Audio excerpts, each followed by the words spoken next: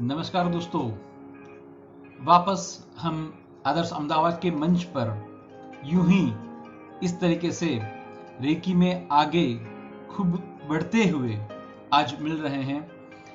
मुझे ये विश्वास है कि रेकी की हमारी जो ये यात्रा है, इस यात्रा में आप सभी का कहीं ना कहीं एक तरीके से आपके सोच में, आपके ज़हन में कुछ पॉजिटिव बदलाव आता है या आ रहा है। मुझे यह विश्वास है कि आप सभी लोग पक्का इस जर्नी को, इस यात्रा को एंजॉय करते होंगे और कहीं ना कहीं इस यात्रा का आनंद लेते हुए आपके जीवन की जो समस्याएं हैं या जीवन को जिस तरीके से आप जीना चाहते हैं, बस उसी तरीके से आप जीने की शुरुआत कर रहे हैं। नमस्कार, मैं आलाप दोषी, रेकी गुरु, आपका हम सफर आपके साथ। बस यूं ही ये रेकी की सफर में हम आगे बढ़े, इसी शुभकामना के साथ आपका अभिवादन करता हूं, आदर्श अहमदाबाद का भी अभिवादन करता हूं। और लास्ट हमने जो सेशन कंप्लीट किए रेकी के प्रिंसिपल के लिए, आज हम उसी के एक नए चरण में, नए पहलू में आज हम कदम रखने जा रहे हैं। आज का जो हमारा विषय है वो है रेकी की प्रेयर और अफर्मेशंस। दोस्तों, बात यह है कि जब भी प्रेयर की बात आती है, दिल में एक आनंद आ जाता है, एक उत्साह आ जाता है। कहीं ना कहीं ये लगता है मजा आ रहा है, कहीं ना कहीं एक नया दौर जैसे चालू हो रहा है, नई ऊर्जा कहीं ना कहीं हमारे शरीर में बह रही है। प्रेयर, जब ये शब्द बोला जाता है, जब इस शब्द को फील किया जाता है, तो हमें यह लग रहा है वाह, कुदरत भी जबरदस्त है। भगवान जो सबका निर्माता है, जबरदस्त है। मजा आता है जब हम ये पहलुओं को देखते हैं। आज हम इसी विषय में आगे जाना चाहते हैं, जहां पर रेकी की जो प्रेयर है, जो कभी भी आप ध्यान रखिएगा कि कभी भी आप किसी को रेकी पास करें, खुद को पास करें या किसी और को पास करें, तो ये प्रेयर को आपको बखूबी शांति से बोलना है। चाहे आप थोड़ा सा लाउडली बोले या मन में बोले, बट मैं हमेशा यही बताता हूं कि कभी भी ऐसी कोई चीजें हैं तो उसे आप थोड़ा सा ममरिंग करके, जैसे बोलते हैं कि होठों को फड़फड़ाते हुए धीरे स्वर में, जो आपकी कंदराओं को सुनाई दे, जो आपकी हृदय ध्वनि को सुनाई दे, इस तरीके से बोलना चाहिए और उसका आनंद लेना चाहिए। एक अच्छा सा उदाहरण मैं आपको बताऊं। देखिए, अगर मान लीजिए कि आपको रसगुल्ला पसंद है और जब आप ये बोलते हैं कि यस, मुझे रसगुल्ला पसंद है, मैं रसगुल्ला खाना चाहता हूं, उसमें जो जोश रहता है, उसकी जगह पे आप इसको शांति से आंखें बंद करके धीरे से बोले, हाँ यार, मैं रसगुल्ला खाना चाहता हूं। जब ऐसा बोलते हैं तो रसगुल्ला आपके सामने आ जाता है या फील होता है यस, अब 2 ही सेकंड में मैं उसको खाने वाला हूं। उसका यह आनंद रहता है। इसी तरीके से कभी भी आप प्रेयर करें तो मैं चाहूंगा कि प्रेयर को थोड़े से होठों को फड़फड़ाते हुए आप खुद ही की आवाज को सुन पाए, इस तरीके से पक्का आप प्रेयर कीजिए और फिर देखिए चमत्कार। कई लोग ये बोलते हैं कि प्रेयर का कोई चमत्कार नहीं होता है, लेकिन मैं हमेशा यही बोलता हूं, प्रार्थना, उसका चमत्कार ऐसा है जो आप देख नहीं पाएंगे, बट आप वो फील कर पाएंगे। इसीलिए आप देखिए, कभी भी जब प्रार्थना की जाती है तो दिल में कहीं ना कहीं एक संतोष, एक शांति की एक लहर सी उठती है। आप मंदिर में जाए, गिरजाघर में जाए, कहीं पर भी जाए, जहां पर भी रिलीजियंस है, रिलीजियस जो भी कुछ टेंपल्स वगैरह हैं, वहां जाए, प्रार्थना करें। साहब, आप आपके घर में एक कोने में कहीं पर बैठ के भी प्रार्थना करें, शांति से, धीरे आवाज के साथ आप उसको महसूस कर पाएंगे। आपको यह लगेगा यस, ये कुछ एक ऐसी चीज है कि जहां पर आप उसका उपयोग करके आपके सपनों को, आपकी तकलीफों को कहीं ना कहीं बदलाव दे सकते हैं। तो ये होती है प्रार्थना। आज मैं चाहूंगा कि पूरा विश्व कोरोना की ग्रस्त में है, कोरोना की सकंजे में है। ये जो महामारी है, ये महामारी सही में बहुत लोगों को कहीं ना कहीं दुख दे रही है। आज पूरी अर्थव्यवस्था, आज बहुत सारे कुटुंब कहीं ना कहीं टूट रहे हैं। सबके धंधे, व्यापार सब टूट रहा है। दुख की बात यह है कि आज हमारे ही घर के कोई सदस्य की मौत होती है तो हम वहां पर नहीं जा सकते हैं। हमारे किसी अंगत व्यक्ति की अगर मौत होती है, निधन होती है, हम उनके घर उनको आश्वासन देने के लिए, या तो हमारा जो दुख है उस व्यक्ति का जो हमारी लाइफ में जो एब्सेंसी है वो भी व्यक्त करने के लिए नहीं जा सकते हैं। तो आज एक काम करें। मेरा आप सबसे ये नम्र निवेदन है कि आज हम सब कोरोना के विरुद्ध एक प्रार्थना करें। प्रार्थना के कुछ बोल ऐसे नहीं है, न तो कुछ मैंने उसको तैयार किए हैं। वो एक हृदय की भावना है, वो एक दिल की भावना है। और मुझे ये विश्वास है कि प्रार्थना जब समूह में बोली जाती है तो उसका असर होता ही होता है। दूसरी बात कि भगवान को भी उसको सुनना पड़ता है और उसके प्रति भगवान को भी जवाब देना पड़ता है। आज क्यों नहीं हम हमारे परम कृपालु भगवान से, हमारे पिता परमेश्वर से ये प्रार्थना करें, भगवान तूने हमें जन्म दिया, आज ऐसी खराब मौत क्यों दे रहा है? पूरा विश्व इसके सकंजे में है। भगवान कुछ ऐसा कर जिससे हमें यह विश्वास आ जाए कि अभी भी तुम्हारा अस्तित्व है। हमारी जो विश्वास है प्रार्थना के प्रति, जो तुम्हारे प्रति, वो टूटे नहीं। और आज ऐसा हो रहा है, कहीं पर वो टूटती हुई दिख रही है। तो आओ आज हम सब मिलकर कोरोना के प्रति प्रार्थना करें कि हे कोरोना के जीव, आपके जो भी ये उपद्रव हैं, हम आपसे विनम्रता के साथ ये प्रार्थना करते हैं कि आप आपका स्थान कहीं और जगह पर ले लें, जहां पर आपका अस्तित्व टिके। हम नहीं चाहते हैं कि हम आपको मारे। हम नहीं चाहेंगे, कतई नहीं चाहेंगे कि हम आपको मारे, एक लेवल के बाद आप वापस हमें मारे। ये कैसे एक जैसे पहिया है, वो घूमता ही जा रहा है। कृपया आप आपके स्थान पर जाएं। जो ये महामारी है, जो लोग इसमें मरे हैं, प्लीज अब आप शांत हो जाइए, आपका उपद्रव शांत हो जाए। हमसे अगर कोई गलती हुई है तो हम इसके लिए क्षमा मांगते हैं और हम आपसे ये निवेदन करते हैं कि आज के बाद वापस कभी भी हमारे से ये गलती नहीं होगी। हम कतई आपको दुख नहीं देंगे। प्रार्थना के लिए जरूरी नहीं है कि आप कोरोना के जीव को देख पाएं। हमें यह मालूम है, साइंस ने यह प्रूव किया है कि एक जीव है जो हमारे शरीर में घुस के कहीं ना कहीं अपना स्थान बना लेता है, और वो स्थान जब बनाता है तो हमारा अस्तित्व नहीं रहता है।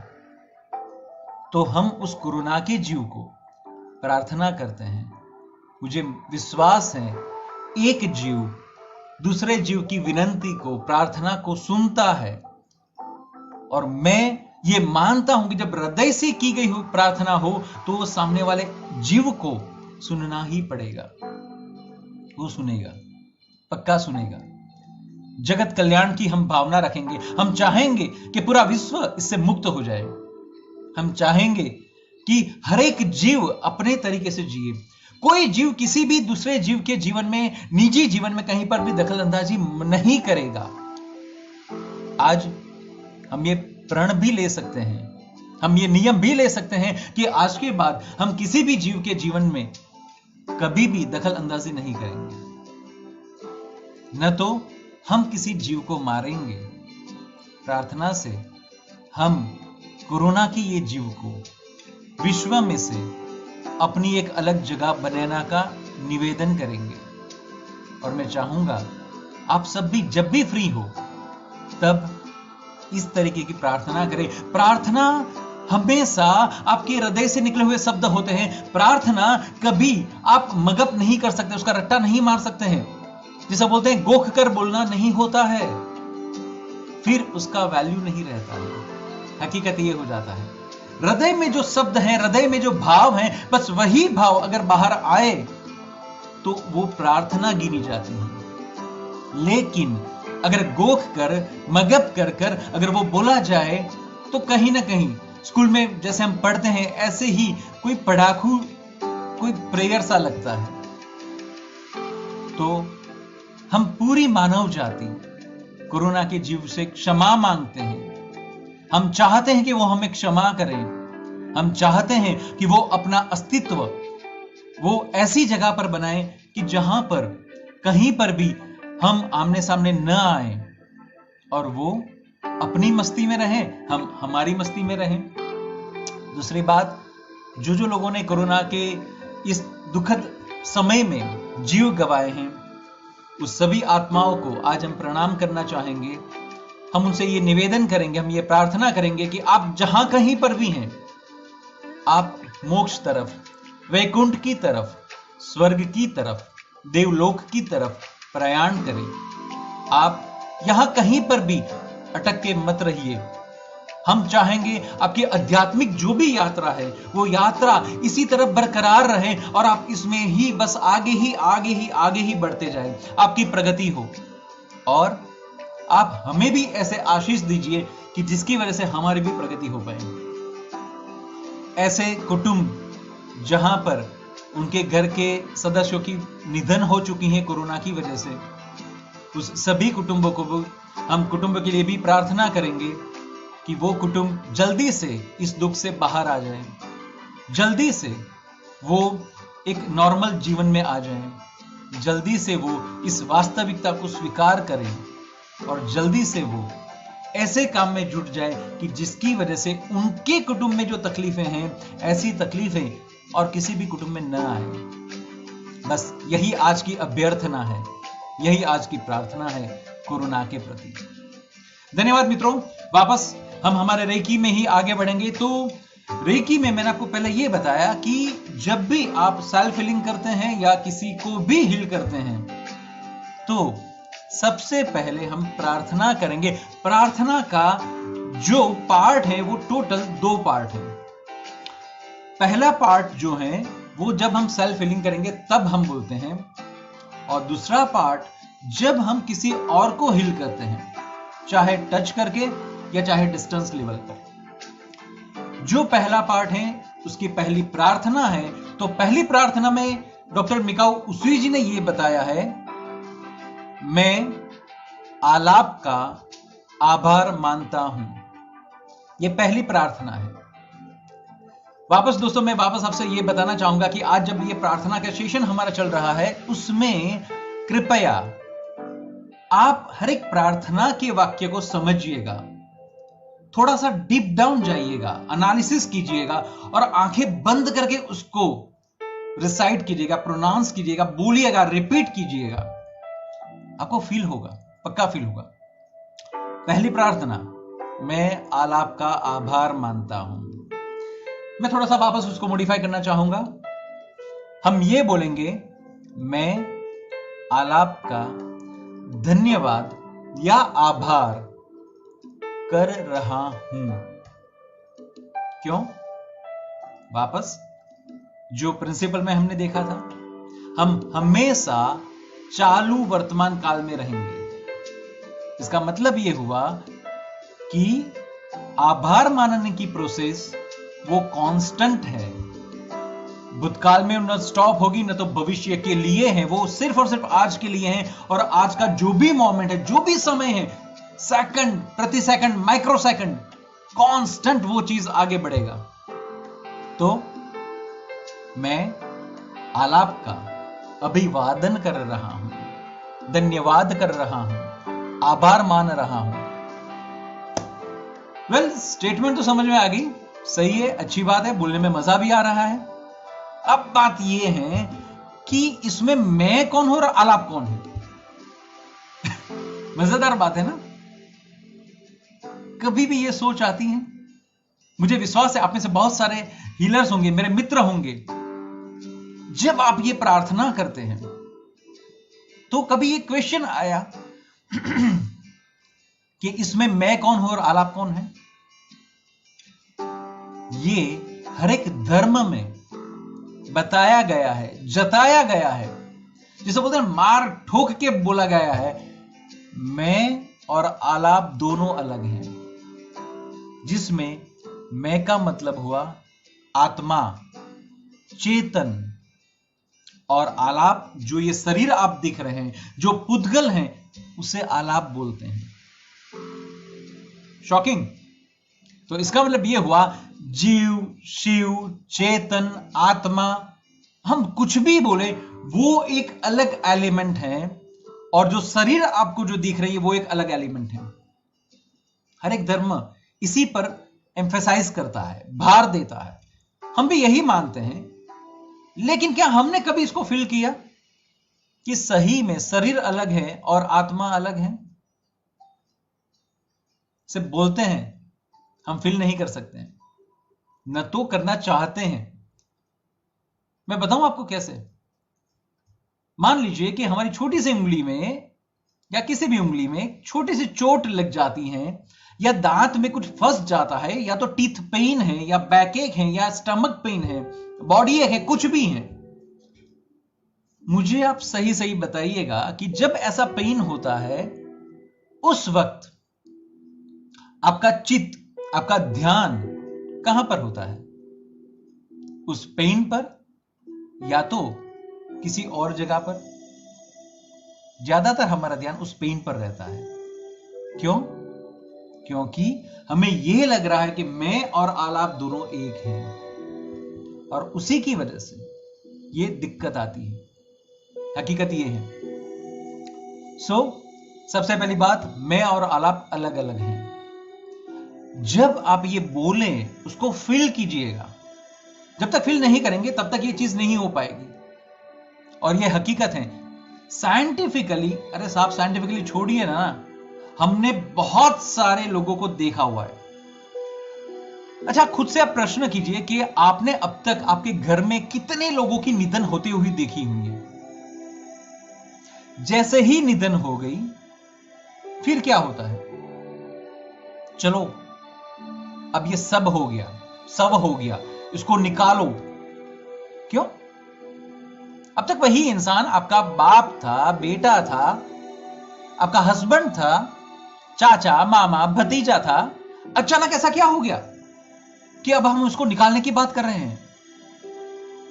इसी से समझ में आता है कि हमारे बॉडी में कोई एक ऐसा एलिमेंट था, जो एलिमेंट पूरे बॉडी को, पूरे चक्र को, पूरे ऑरा को कहीं ना कहीं अफेक्ट करता था। जैसे ही वो चेतन निकल गया, ये डेड बॉडी हो गया। यही आलाप अब डेड बॉडी हो गया। अब इसको निकालने की बात आ रही है। क्या इससे ये समझ में नहीं आ रहा है कि कुछ है जो आलाप के बीच में आ रहा है? वो है मैं का मतलब वो आत्मा। आज से आप इस तरीके से काम कीजिए। और माय डियर हीलर्स, मैं आपको यह बता दूं कि जब भी आपको यह फील होगा ना कि मैं अलग हूं, आत्मा अलग है, आलाप अलग है, तो जब भी आप किसी को भी हील करेंगे, उसके साथ, उसके प्रति लागणी से, कहीं से भी संवेदना के साथ आप जुड़ेंगे नहीं। और अगर आप नहीं जुड़े तो हीलिंग पक्की होगी। हमारे हीलिंग कई बार नहीं होती है। हम कई बार यह बोलते हैं कि भाई अगर मैं किसी त्राहित व्यक्ति को हील करता हूं तो रिजल्ट मिलती है, लेकिन अगर मैं अपने बच्चे को, अपने भाई को, अपनी मां को, अपनी पत्नी को अगर मैं हीलिंग करूं, अगर मैं रेकी पास करूं, तो उसका इफेक्ट नहीं होता है। क्यों? समझ में आ रही है बात? एज अ हीलर आप उनके साथ लागणी से जुड़ जाते हैं, और जब आप जुड़ते हैं तो रेकी शक्ति आगे नहीं जा सकती है। या तो आप जिस फोर्स से उसको भेज रहे हैं उस फोर्स से वो नहीं जाएगी, वो फोर्स कम हो जाएगा। कई बार हमने ये भी देखा हुआ है कि हम ये बोलते हैं कि जब मैं अपने बच्चे को रेकी पास करता हूं, जैसे कि उसको मान लीजिए स्टमक पेन है, स्टमक एक है, जब मैं पास करता हूं तो पास करने के बाद वो सही हो जाता है, लेकिन मुझे पेन होना चालू हो जाता है। क्यों? वापस उसी का वही कारण है कि आप उसके साथ जुड़ गए हैं, और जुड़ने की वजह से जो पेन है वो टेम्पररी आप में ट्रांसफॉर्म होती है, ट्रांसप्लांट होती है। खास मैं आपको बता दूं, ये टेम्पररी ही होता है। कई लोग इसको मिसगाइड करते हैं लोगों को, या मिसलीड करते हैं कि रेकी जब भी हम देंगे इसका मतलब ये हुआ कि सामने वाले का रोग हम पर आ जाएगा और कल जाके हमारी मौत हो जाएगी। ये कतई नहीं हो सकता है। रेकी एक पवित्र ऊर्जा है, रेकी एक सकारात्मक ऊर्जा है, तो वो कैसे किसी भी नकारात्मक एनर्जी को ज्यादा देर तक पकड़ के रखेगी? नहीं हो सकता। और अगर वो पेन आप में आता है, टेम्पररी आता है, तो उसका मुख्य कारण सिर्फ आप हैं, क्योंकि आप उनके साथ लागणियों के साथ जुड़े हुए हैं। जब आप ये बोलेंगे कि जब आलाप ही मेरा नहीं है तो मेरा बच्चा, मेरी पत्नी, मेरा चाचा, मेरा मामा, मेरा फूआ, फैबा कैसे मेरे हो सकते हैं? नहीं हो सकते हैं। और जब आप इस तरीके से रेकी देंगे, बिलीव मी, जबरदस्त इफेक्ट होगा। कई लोग फिर ये ब्लेम करते हैं रेकी पर कि भाई हम तो रेकी दे रहे हैं लेकिन रेकी का असर ही नहीं हो रहा है। इसका मूलभूत अगर कोई कारण है तो ये है। बहुत सारे और भी कारण हो सकते हैं, मैं मना नहीं कर रहा हूं, लेकिन अगर कहीं पर ये कोई मूलभूत कारण है तो सिर्फ और सिर्फ ये है।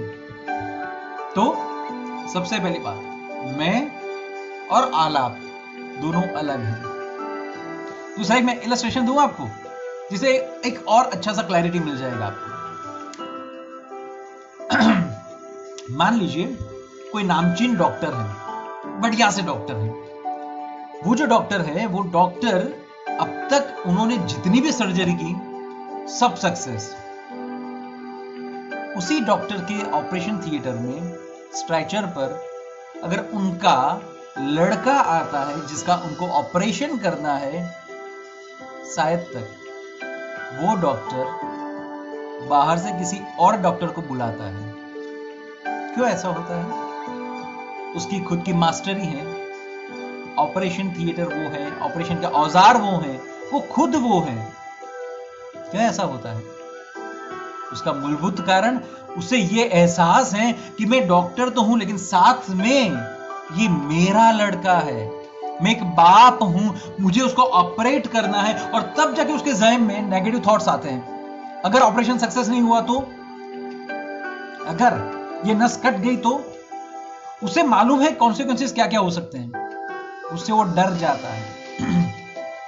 उसे मालूम है अगर एक गलत नस कट गई, अगर मान लीजिए न्यूरो की है सर्जरी और उसमें किसी न्यूरॉन में किसी एक नस में कोई तकलीफ हो गई, तो उसे यह मालूम है कि उसके बच्चे की क्या हालत होने वाली है। लेकिन वही डॉक्टर जब किसी पेशेंट का ऑपरेशन करता है तो कितने कॉन्फिडेंस के साथ करता है, क्योंकि उसको मालूम है कि नहीं मैं परफेक्ट करूंगा। और दूसरी बात, माफ कीजिएगा, लेकिन फिर भी कहीं पर भी 1% भी उसको यह एहसास है कि मैंने उसके रिलेटिव के फॉर्म पे साइन करवा लिया हुआ है कि इसमें मेरा कोई जिम्मेदारी नहीं है, ये सेफ हो गया, सिक्योर हो गया।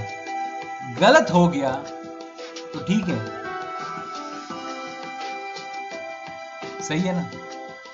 सो एनीहाउ, आज सबसे पहला नियम, आलाप और मैं दोनों अलग हैं। दूसरा नियम, आलाप रेकी शक्ति का, माफ कीजिएगा, पहले जो पुराना नियम है वो मैं आपको बता दूं। मैं रेकी शक्ति का धन्यवाद करता हूं, मैं थोड़ा सा उसको मॉडिफाई करना चाहूंगा। आलाप रेकी शक्ति का धन्यवाद, अभिवादन कर रहा है। कैसा लग रहा है? वापस आलाप बोलने से ये एक एहसास होता है कि तू अलग है। और दूसरी बात कि कई लोग ये बोलते हैं कि ये मैंने किया, ये मैं कर सकता हूं, मेरी वजह से ये हुआ।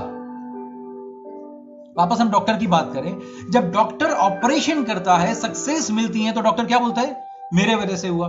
या हम भी बोलते हैं, कोई अतिशयोक्ति नहीं है, ठीक है, हमने उसको बोल दिया। वही डॉक्टर दूसरे ही पेशेंट में फेल कैसे हो सकता है? ऐसे कैसे हो सकता है? हमारे एक रिलेटिव हैं जिन्होंने एक अच्छे से बढ़िया से डॉक्टर के पास कैटरेक्ट का ऑपरेशन करवाया और वो ऑपरेशन फेल हो गया। कैटरेक्ट का, जो आज बड़ा ही मामूली सा ऑपरेशन गिना जाता है, और पूरी लाइफ उनके आंखों में वाइट, जैसे बोलते हैं कि एक पर्दा आ गया, एक आवरण आ गया था। ऐसे डॉक्टर से उन्होंने ऑपरेशन करवाई थी जो नामचीन था। आंखों के लिए बात की जाए तो सब उनके पास जाते थे, लेकिन ऐसा कैसे हो गया? हो सकता है क्योंकि डॉक्टर भी करने वाला नहीं है, संजोग मिलके करते हैं। बात ये है, अगर आज हम दोनों शेयर कर रहे हैं, आज मैं आपसे कुछ शेयर कर रहा हूं, अगर मैं बोलूं कि ओके फाइन, मैं जबरदस्त शेयरिंग कर रहा हूं, इंटरनेट ठप हो गया तो क्या करेंगे? इलेक्ट्रिसिटी चली गई तो क्या करेंगे? मेरी नॉलेज वही की वही है, मेरी शेयरिंग वही की वही है, मैं आपसे शेयर करना भी चाहता हूं, आप मुझे सुनना भी चाहते हैं, लेकिन ये कुछ ऐसे सिचुएशन आ गए तो हम क्या करेंगे? हम कुछ नहीं कर सकते हैं। तो मैं रेकी शक्ति का धन्यवाद करता हूं, दैट इज आलाप रेकी शक्ति का धन्यवाद करता है। मजेदार बात है, आप जितने भी इंसान को, जितने भी लोगों को थैंक्स गिविंग करेंगे, धन्यवाद करेंगे, मजा आएगा, मस्त मजे की लाइफ लगेगी। आपको यह लगेगा कि आप आसमान में उड़ रहे हैं, आपको यह लगेगा दुनिया बड़ी छोटी है, सबसे आप प्रेम कर रहे हैं, सब आपसे प्रेम कर रहे हैं। अगर आप धन्यवाद देते जाते हैं तो यह होता है। और दूसरी बात, कितने इंसान हैं इस पृथ्वी पर? अबजों खरबों इंसान हैं, इसमें से आज सिर्फ कुछ लोगों को ही रेकी शक्ति का ये ज्ञान क्यों मिलता है? मैं तो चाहता हूं कि हो सके तो पूरे विश्व में रेकी का ज्ञान फैलाऊं, लेकिन क्यों सबको विश्वास नहीं आता है? क्यों कुछ ही लोग वो ज्ञान लेते हैं, उसमें से कुछ ही लोग धीरे धीरे आगे बढ़ते हैं और कुछ ही लोग सिर्फ रेकी गुरु बनते हैं? ऐसा क्यों होता है? मेरी भावना है, फिर भी रेकी शक्ति की कृपा भी होनी जरूरी है। ऐसा बोला जाता है रेकी शक्ति का मतलब हुआ कॉस्मिक एनर्जी, तो वो एनर्जी हर एक जीव के ऊपर आती है, हर एक जीव उसको ग्रास्प करता है, उसको खींचता है, उसका उपयोग करता है। सिंपल सी बात है, हम जो इनहेल एक्सहेल करते हैं, हम जो सांस लेते हैं, सांस को छोड़ते हैं, वही रेकी शक्ति है। तो वो रेकी शक्ति जब मेरे में आती है तो मैं क्या किसी के प्रति अच्छा भाव, अच्छा कोई भी प्रतिक्रिया नहीं कर सकता? मैं कर सकता हूं, लेकिन कुछ लोगों की प्रतिक्रिया काम करती है सकारात्मक तरीके से, कुछ लोगों की नहीं करती। ऐसा क्यों? थैंक्स टू रेकी शक्ति कि जो मेरे माध्यम से आगे बढ़ती है, जो अपना अच्छा सा काम करती है, जिन्होंने मुझे माध्यम बनाया। सो थैंक टू रेकी शक्ति, मैं उसका अभिवादन करता हूं कि उन्होंने मुझे पसंद किया।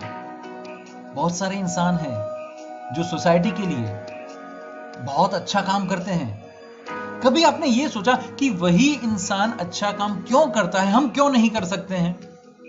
बहुत सारे कारण होंगे, हमारे बहुत सारे एक्सक्यूजेस होंगे, लेकिन उसमें एक, जिसे बोलते हैं कि अनअवॉइडेबल फैक्टर जो है, वो ये है, कृपा भी मिलनी चाहिए। हम कृपा पात्र बनने चाहिए, उनकी कृपा हमारे पर उतरनी चाहिए, तब जाके हम कुछ कर सकते हैं।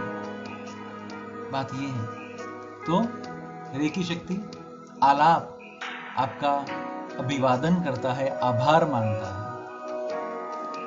तीसरा सिद्धांत, आलाप, सॉरी, वापस जो ओरिजिनल है वो मैं आपको बताना चाहूंगा। मैं अपने माता पिता गुरु भगवंत का आभार मानता हूं। मैं उसको चेंज करूंगा, आलाप, आलाप के माता पिता, गुरु भगवंत,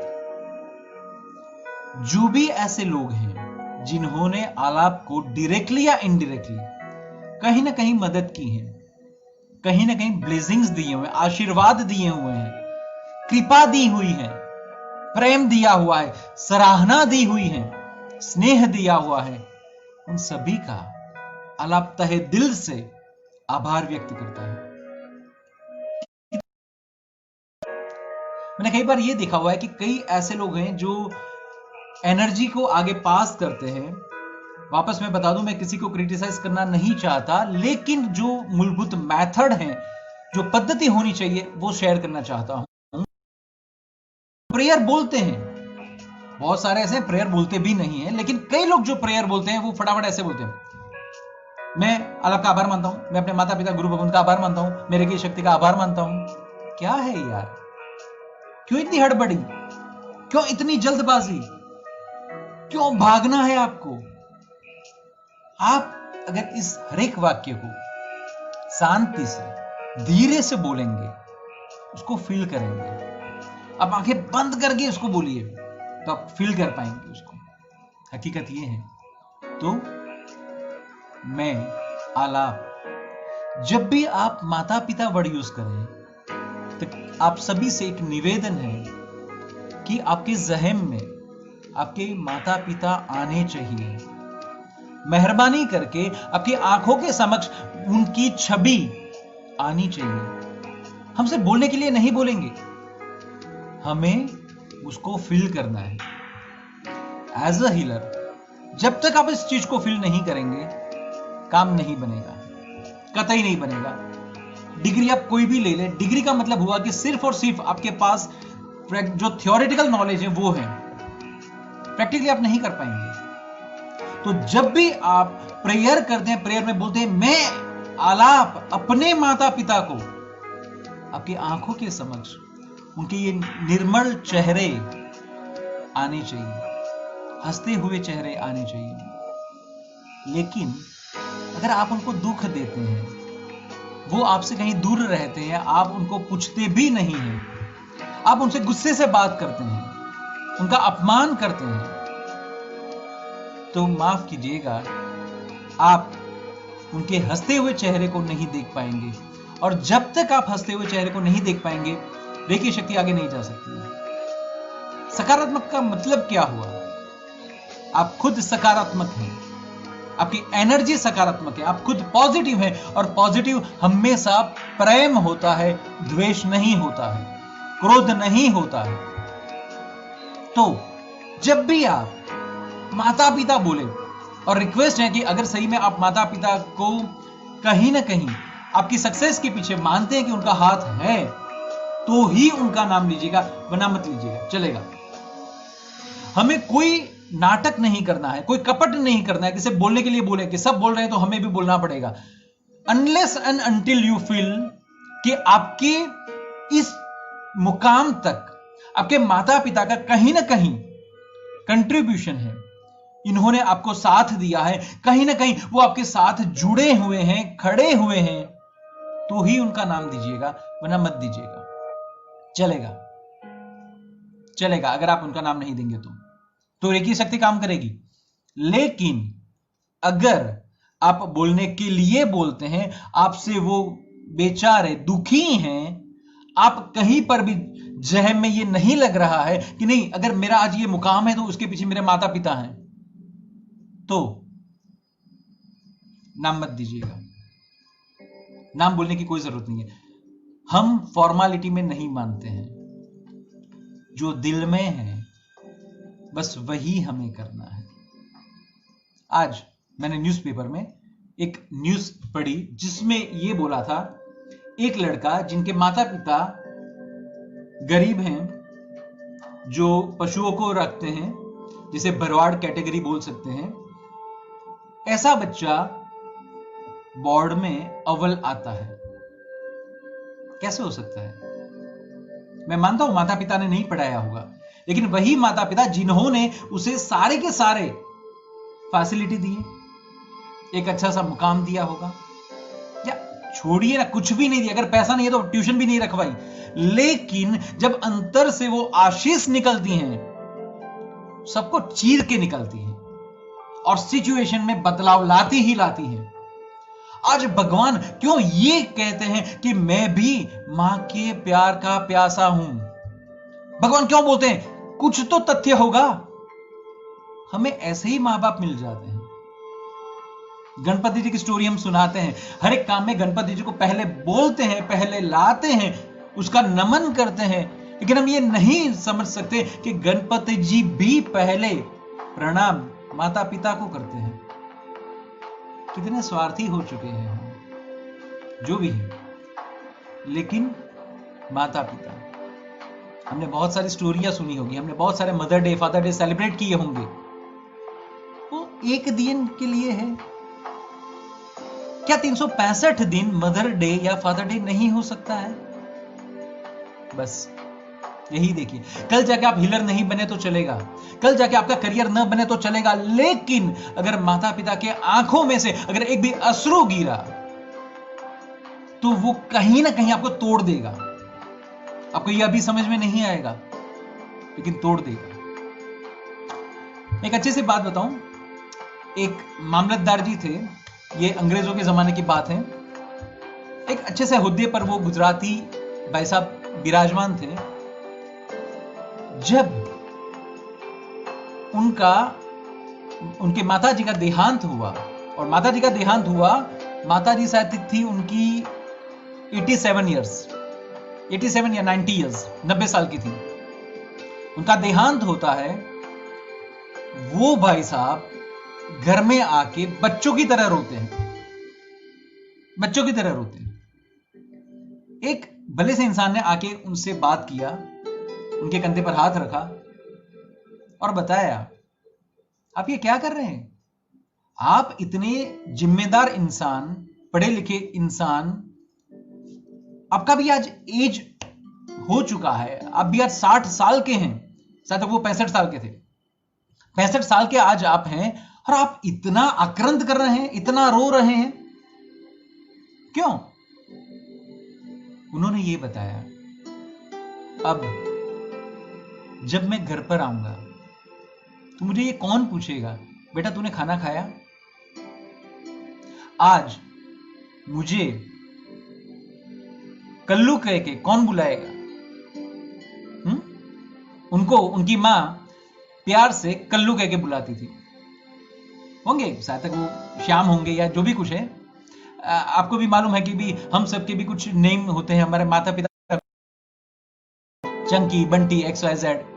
तो उन्होंने ये बताया कि जब मैं घर जाऊंगा तो मुझे कल्लू कह के कौन बुलाएगा? क्योंकि वो इतने बड़े इंसान थे कि किसी के ये औकात नहीं थी कि उनको ऐसे नाम से बुला पाए। वो सिर्फ हमारे माँ बाप होते हैं जो हमें इस तरीके से बुला सकते हैं, और इसकी भी मजा है। आप देखिएगा, अगर हर एक जगह पे ये हर कोई व्यक्ति ये बोले आलाप भाई, आलाप सर, आलाप गुरु, लेकिन अगर कोई बोलता है ये आलापिया, क्या लगता है? अपना सा लगता है, मजा आता है। तो वो इंसान रोया था। उन्होंने ये बताया कि मैं जब भी घर जाता था, मुझे मालूम था कि मेरी मां सो रही है, मैं रात को देर रात तक मैं काम करता हूं, लेकिन मुझे ये एहसास है कि मेरी मां मेरे घर में है, उनके स्पंदन मुझे मिलते हैं। अब वो स्पंदन मैं कहां से लाऊंगा? अब वो प्रेम, वो हूफ, वो स्नेह मैं कहां से लाऊंगा? ये माता पिता, ठीक है। हमारा कोई जो सेशन है वो माता पिता के प्रति नहीं है, रेकी प्रेयर के लिए है। लेकिन मेरा आप सबसे यही निवेदन है कि प्रेयर में मेहरबानी करके झूठ मूठ के किसी भी शब्द का प्रयोग मत कीजिएगा। आप जो फील करते हैं, आप जो मानते हैं, वही कीजिएगा। तो आलाप, अपने माता पिता, गुरु, दो बेसिकली, एक शब्द है शिक्षक और एक शब्द है गुरु। जीवन हमें बहुत कुछ सिखाता है, उसके साथ साथ जीवन में हमारे साथ जितने भी लोग जुड़ते जाते हैं, वो लोग भी हमें बहुत कुछ सिखाते हैं। तो उन सभी का मैं धन्यवाद करना चाहूंगा कि आप लोगों ने मुझे सिखाया। आप लोगों ने मुझे कुछ ना कुछ सिखाया। आपको मालूम है कि जिस किसी भी इंसान से अगर आप कुछ सीखते हैं तो उसे हमें हमारा गुरु बोलना चाहिए।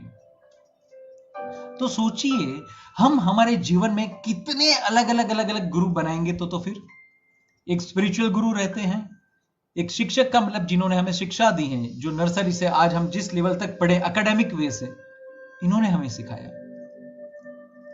हमारी पत्नी गुरु, इन्होंने भी हमें कुछ ज्यादा ही सिखा दिया। ऐसे ही मजाक कर रहा हूं, लेकिन ऐसे बहुत सारे लोग हैं जो हमें बहुत कुछ सिखाते हैं। आज जब हम रास्ते पे चलते हैं, मैं एक अच्छी सी बात बताऊं। एक बार दो अमीर घर के बच्चे रास्ते पर जा रहे थे, बातचीत कर रहे थे। उनके साथ साथ दो गरीब बच्चे भी जा रहे थे। तो एक अमीर बच्चा दूसरे अमीर बच्चे से यह बोलता है कि मेरे पिताजी की निधन हो गई और वो मेरे लिए 50 करोड़ की संपत्ति छोड़ के गए हैं। दूसरा बोलता है ओ ठीक है। दूसरे बच्चे ने यह बताया मेरे पिताजी भी गुजर गए हैं, वो मेरे लिए 100 करोड़ की संपत्ति छोड़ के गए हैं। ऐसे बातें करते जा रहे थे। जो दो गरीब बच्चे थे जो वहां से पसार हो रहे थे, वो जोर जोर से हंसने लगे। अब ये दोनों बच्चों को समझ में नहीं आया कि ये हो क्या रहा है, ये दोनों हंस क्यों रहे हैं। बुलाया, इधर आओ, तुम लोग क्यों हमारे पर हंस रहे हो, तुम्हारे पास क्या है। दोनों बच्चे, दोनों गरीब बच्चे एक दूसरे के सामने देख रहे थे, वापस हंसना चालू किया और धीरे से बोलते हैं तुम लोग कितने मूर्ख हो, तुम लोग कितने गरीब हो। वो शॉकिंग, गरीब कैसे हो सकते हैं। वापस गरीब बच्चों ने यह बताया तुम लोग कितने गरीब हो, तुम्हारे माता पिता तो 50 करोड़ 100 करोड़ रख के गए हैं, हमारे माता पिता पूरा विश्व छोड़ के गए हैं हमारे लिए, पूरा जगत हमारे लिए है। ये भी एक सीख देते हैं। आपने देखा होगा कि हम जब रास्ते पे जाते हैं तो बहुत सारे लोगों को देखते हैं, उससे भी हम कुछ ना कुछ सीखते हैं, लेकिन हमें यह मालूम नहीं रहता कि उस इंसान ने मुझे सिखाया या तो मैंने उस इंसान को देख के सीखा हुआ है। तो ये इनडायरेक्ट तरीका हो गया। आपकी माताजी आपको घर पे कुछ सिखाती हैं, रोटी बेलना, तो वो सिखाया, तो माताजी आपकी गुरु टीचर। जितने भी लोग हैं जिन्होंने मुझे सिखाया, आज मेरा बोलने का तरीका, मेरा जीवन जीने का तरीका, मेरा सोचने का तरीका, आपको क्या लग रहा है ये सारी चीजें क्या खुद ब खुद ऐसे ही आ गई? जी नहीं, मैं भी अपने हीलिंग के दौरान, ट्रेनिंग के दौरान बहुत सारे लोगों को मिला था, हर एक से कुछ ना कुछ मैं सीखा हूं और आज जाके इस मुकाम पर मैं हूं कि अब आपसे कुछ शेयर कर रहा हूं।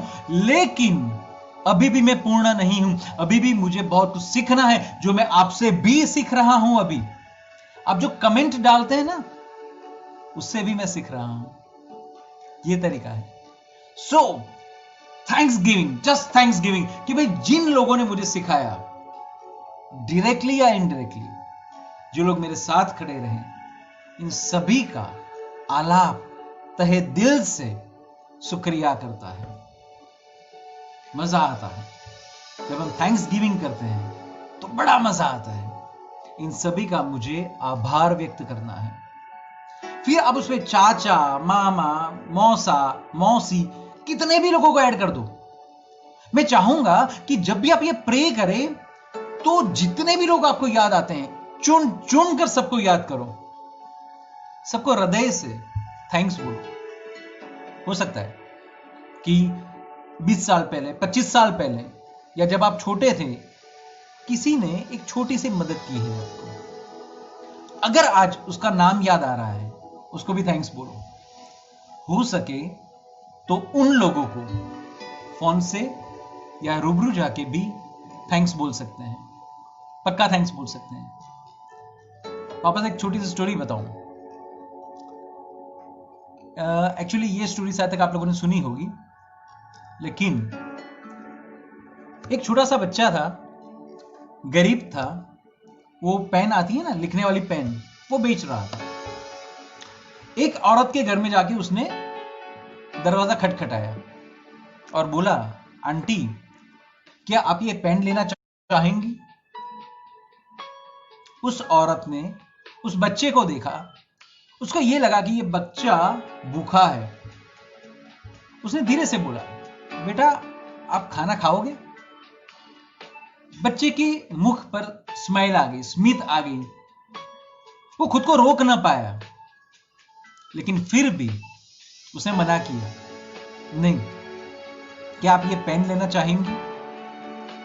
उस औरत ने बोला, 2 मिनट तू ठहर, मैं आती हूं।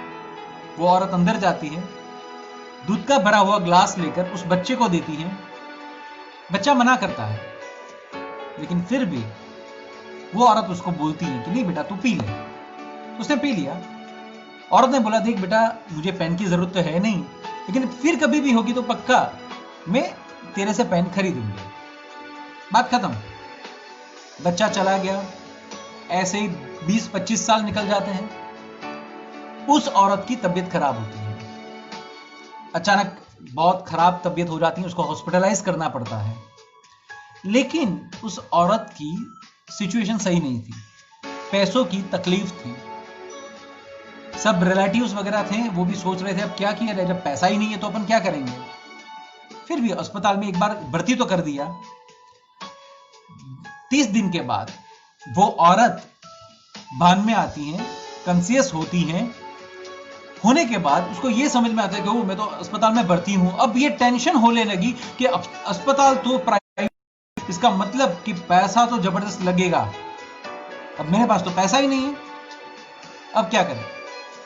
उसी टाइम जब डिस्चार्ज का टाइम था तो उसने डॉक्टर से जब बताया गया, डॉक्टर ने बताया कि भाई आप जा सकती हैं, तो उसने बताया मेरा बिल। तो डॉक्टर ने ये बोला, आपका बिल तो कब का पे ऑफ हो चुका है। शी सरप्राइज्ड, ऐसा कैसे हो सकता है, मेरे पास पैसा नहीं है, मेरे ऐसे कोई रिलेटिव नहीं है जो मेरे लिए पैसा खर्च करेंगे। तो ये पैसा का भुगतान किया तो किसने किया। उसने वो बिल वापस डिमांड किया। उन्होंने बताया कि देखिए ये आपके लिए है बिल, आप देख लीजिए, जिसमें नीचे एक नोट लिखा हुआ था, ये आपके 1 गिलास दूध का भुगतान है। तो वो जो लड़का था, वो लड़का उसी अस्पताल में डॉक्टर बना था। उस औरत को मिलने आता है, धन्यवाद बोलता है कि आंटी अगर उस दिन आपने मुझे दूध न पिलाया होता तो आज मैं जिंदा नहीं होता, और न तो मैं डॉक्टर बन पाता, क्योंकि मैं पिछले 7 दिन से भूखा था। मैं अपने कुछ उसूल की वजह से आगे नहीं बढ़ पा रहा था, किसी से भीख नहीं मांग पा रहा था, लेकिन किसी ने मेरे से पेन नहीं लिया, मेरे पास पैसा नहीं था, मैं भूखा था। उस दौरान आपने मुझे जो दूध दिया, मुझे जो शक्ति मिली, मुझे नहीं मालूम कि आपने उस टाइम क्या किया, लेकिन उस दिन मेरी सारी की सारी पेन बिक गई। इसके बाद वापस दूसरे दिन सारी पेन बिक गई। फिर ऐसे ही ऐसे बढ़ता गया, और एक अच्छे से इंसान ने मुझे अडॉप्ट किया, मुझे पढ़ाया, आज इस मुकाम पर आया। लेकिन मैं हर हमेशा आपका धन्यवाद करता था। मैं ऑलवेज ये बोलता था कि चिंतन अगर आज तू जिंदा है तो उसका मुख्य कारण वो औरत है। और जैसे ही मुझे आपके बारे में पता चला कि आप यहां पर भर्ती हुई हैं, तब से मैं आपकी ट्रीटमेंट के पीछे लगा हूं। वो औरत कुछ बोल ना पाई, सिर्फ आंखों में से अश्रु बहने लगे और कुछ नहीं।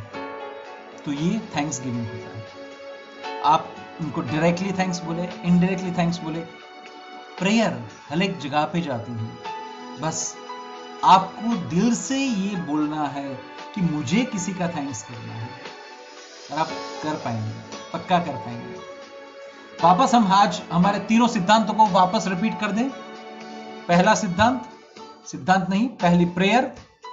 फर्स्ट, हूं मैं आलाप का आभार व्यक्त करता हूं। दूसरा, आलाप रेकी शक्ति का आभार व्यक्त करता है।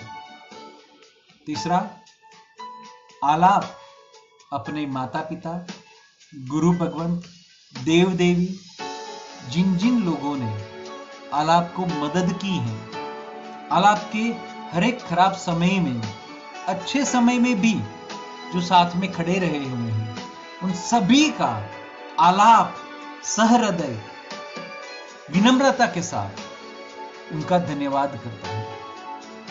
बस यही करना है। अच्छा, आज मैं एक थोड़ा सा एक्सपेरिमेंट करना चाहूंगा आप लोगों के साथ। अगर आप सब लोग सही तैयार हैं तो आप सब तैयार हैं? पक्का? ग्रेट। क्या हम ये कर सकते हैं कि 10 मिनट के लिए हम एक मेडिटेशन करें? ये मेडिटेशन में मैं चाहूंगा कि हम ये जो तीन प्रार्थना है, सिर्फ उसी को याद करेंगे। आंखें बंद करके एक ऐसी जगह पर आप बैठ जाइए जहां पर कोई आपको डिस्टर्ब ना करे, सिर्फ 10 मिनट के लिए। एकदम स्वस्थ होके बैठिए, रिलैक्स होके बैठिए। बस मेरी वीडियो की आवाज को चालू रखिए और मैं जो बोल रहा हूं उसको फील कीजिएगा। आंखें बंद कर लीजिए और अब जो मैं बोल रहा हूं सिर्फ और सिर्फ इसको फील कीजिए। आंखें बंद, एकदम रिलैक्स, और हो सके तो आप मेरे साथ बोल भी सकते हैं। आप बोलिए एकदम धीरे से, एकदम धीरी आवाज के साथ कि आप आपकी खुद की आवाज को सुन पाए और किसी को अपने को नहीं सुनाना है। आंखें बंद और हम बोलेंगे, मैं आलाप का आभार व्यक्त करता हूं या करती हूं।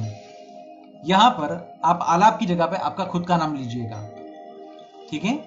जैसा मान लीजिए आपका नाम धर्मेश है, तो मैं धर्मेश का आभार व्यक्त करता हूं। आप इस तरीके से बोलेंगे। मैं, अब आप धर्मेश भी बोल सकते हैं। अच्छा, किसी ने ये कमेंट किया हुआ है कि भाई हमने रेकी नहीं सीखा हुआ है तो हम रेकी शक्ति का आभार कैसे मान सकते हैं? ठीक है, कोई बात नहीं। रेकी शक्ति यूनिवर्सल एनर्जी है, वो आपको मिलती ही मिलती है, तो हम आभार व्यक्त करेंगे। दूसरी बात, मान लीजिए किसी ने आपको मदद नहीं की, अगर उस इंसान का भी अगर आभार बोलना है तो क्या फर्क पड़ेगा? बस ऐसे ही मान लीजिए कि रेकी शक्ति अगर आप में प्रवेश नहीं करी, ऐसा आपका मानना है, तो कोई बात नहीं, फिर भी अपन थैंक्स गिविंग करेंगे। थैंक्स गिविंग में तो कोई हर्ज नहीं है। अपने को न तो कोई पैसा देना है, न तो कुछ लेना है। ओके? तो दूसरा, आलाप रेकी शक्ति का आभार व्यक्त करता है।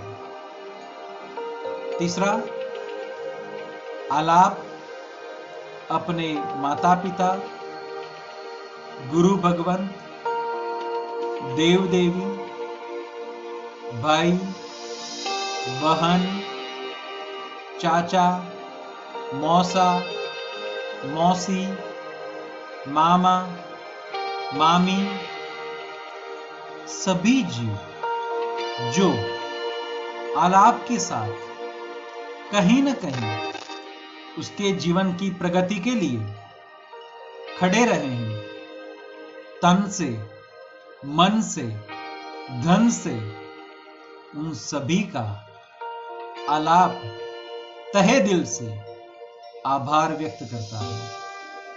आलाप इन सभी का, जो लोग उसे दिखते हैं या नहीं दिखते हैं, ऐसी सारी आत्माओं का आलाप आभार व्यक्त करता है।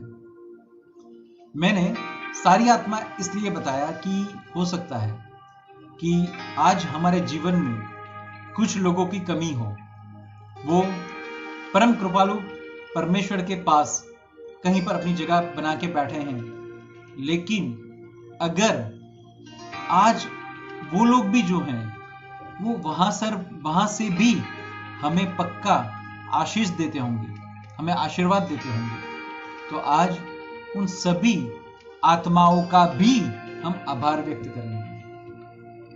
आलाप जिन लोगों ने उसे छोटी या बड़ी जो भी मदद की है, उन सभी का आलाप तहे दिल से आभार व्यक्त करता है। आलाप सभी जीव जंतु का, जो जीव जंतु आलाप के अस्तित्व का एक आधार है, उन सभी का आभार व्यक्त करता है। जीव जंतु मैंने इसलिए बोला क्योंकि आज हमारे शरीर में भी बहुत सारे बैक्टीरिया हैं, बहुत सारे जीव जंतु हैं, लेकिन मेडिकल की भाषा में अगर बोला जाए तो वो जीव जंतु हमारे शरीर में होने जरूरी हैं। अगर वो जीव जंतु मर जाएंगे तो भी हमारा शरीर मर जाएगा। तो हमारे शरीर के अंदरूनी भाग में जहां पर भी उनका अस्तित्व है, जहां पर भी वो रहते हैं, उन सभी का आलाप आभार मानता है। अगर वो जीव जंतु मेरे शरीर में नहीं होते तो आलाप उस फल, सब्जी, धन धान्य को भी आभार व्यक्त करता है जो आलाप को मिलता है। आलाप उसको पकाता है, खाता है और शक्ति पैदा करता है। अगर ये धन धान्य न होते, अगर ये पेड़ न होते, अगर ये फूल न होते, अगर ये फल न होते तो आज मेरा अस्तित्व कहां होता। तो आलाप उन सभी को याद करके आज धन्यवाद करता है।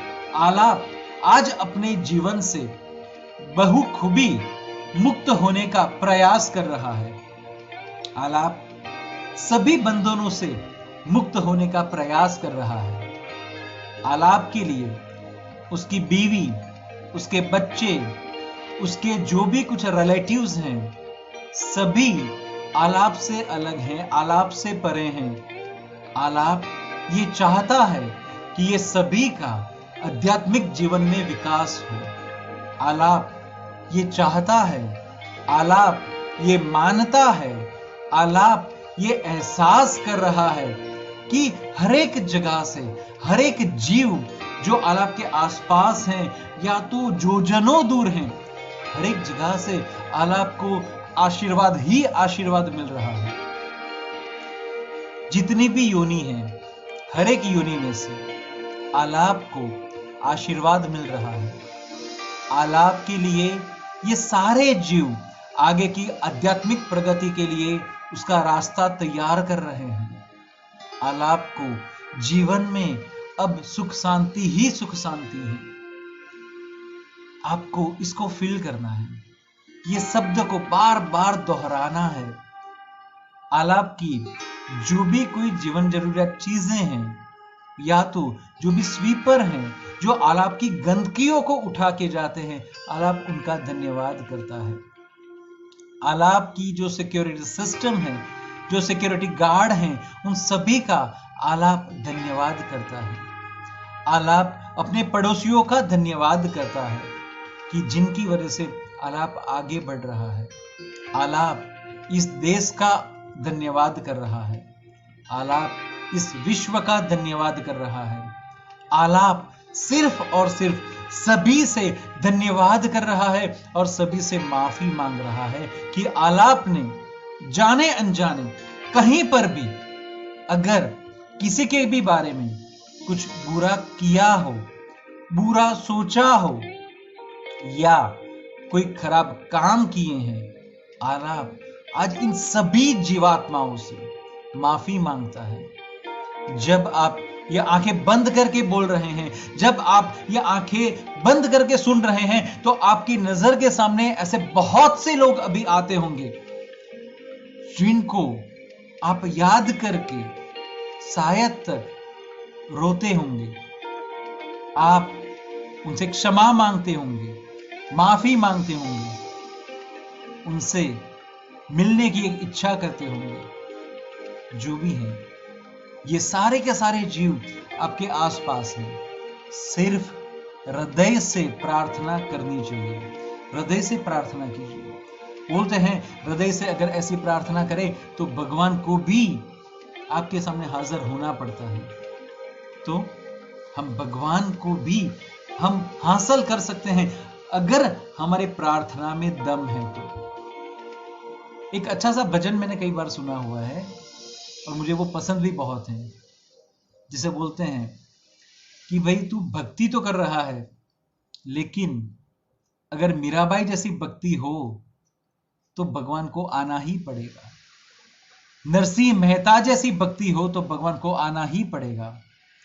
और ऐसे भक्त जो अपने माता पिता की सेवा में व्यस्त है, भगवान खुद अगर उनको दर्शन करने के लिए आते हैं और वो भक्त भगवान को भी बोलते हैं, अभी मेरे पास वक्त नहीं है, समय नहीं है, मैं अपने पिता की सेवा कर रहा हूं, कृपया एक ईंट का टुकड़ा डालकर बोलते हैं आप यहां पर विराजमान कीजिए, मैं इसके बाद आपसे मिलता हूं। कितना मजा आता है। थैंक्स हम हमारे छोटे से बच्चे को भी कर सकते हैं। थैंक्स हम छोटे छोटे जीव को भी कर सकते हैं। जरूरी नहीं है सिर्फ हम हमारे से जो बड़े हैं उनका ही सिर्फ थैंक्स करें। ये सारे के सारे लोग कहीं ना कहीं हमें मदद करते हैं, कहीं ना कहीं हमारे अस्तित्व का एक अंग है, हमारे अस्तित्व का एक पुरावा है। इन सभी को आज मैं तहे दिल से याद करता हूं, इन सभी का मैं धन्यवाद करता हूं। आलाप आज रेकी शक्ति का आभार मानता है, आलाप आज अपने व्यूअर्स का आभार मानता है, आलाप आज आदर्श अहमदाबाद का आभार मानता है, आलाप आज इस डिजिटल दुनिया का आभार मानता है कि जिसने ये प्लेटफॉर्म दिया और हम मिल पाए, हम इसको शेयर कर रहे हैं। बहुत मजा आया दोस्तों आपके साथ। सही में हम ऐसे ही मिलते रहेंगे, हमारी यात्रा इसी तरह चालू रहेगी। अगले शनिवार वापस हम इसी प्लेटफॉर्म पर शाम को 4 से 5 लाइव सेशन में मिलेंगे। मेरे हर एक सेशन लाइव रहेंगे और हम हमारी प्रार्थना का और अफर्मेशन वाला जो पॉइंट है उसको वापस आगे कंटिन्यू करेंगे, बरकरार करेंगे। मैं चाहूंगा आज रात, प्लीज आज रात आप ये 10 मिनट की मेडिटेशन कीजिएगा। अगर आपको समय मिले तो कृपया आप आपके जीवन में जिन लोगों ने मदद की है उन सभी का नाम लिखिए, उन्होंने कैसे मदद की, कहां मदद की, उस सिचुएशन को याद कीजिए, तहे दिल से उनको धन्यवाद कीजिए, व्हाट्सएप कीजिए, मैसेज कीजिए, मेल कीजिए, थैंक्स बोलिए और बताइए कि आज आपकी वजह से मैं कहां हूं। धन्यवाद। आप सबके साथ बहुत मजा आया। इसी तरह जुड़े रहिए, मस्त रहिए और ऐसे ही जिंदगी को जीते रहिए। धन्यवाद।